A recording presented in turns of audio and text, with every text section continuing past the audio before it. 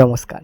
Star জলসার অন্যতম জনপ্রিয় এবং চর্চিত ধারাবাহিক হচ্ছে গঙ্গা। শুরু থেকেই রাত ৯টার স্লটে খুব ভালো টিআরপি দিয়ে আসছে এই মেগা। এবার এই মেগার একটা নতুন ধামাকাদার প্রোমো সামনে এলো, যেখানে দেখা যাচ্ছে গঙ্গা নিজের মনে বলতে থাকে, অর্জুন পুলিশের চাকরিটা তো পেলাম না। ঠিক সেই সময় গঙ্গা দেখতে পায় তার দিদির কোচিং সেন্টারের সামনে ভয়াবহ আগুন লেগে গেছে। গঙ্গা কিছুই না ভেবে সেই আগুনের মধ্যে প্রবেশ করে এবং একের পর এক সবাইকে বাঁচাতে থাকে। কিন্তু সবাইকে বাঁচানোর পর গঙ্গা নিজেই সেই আগুনের মধ্যে আটকে যায়।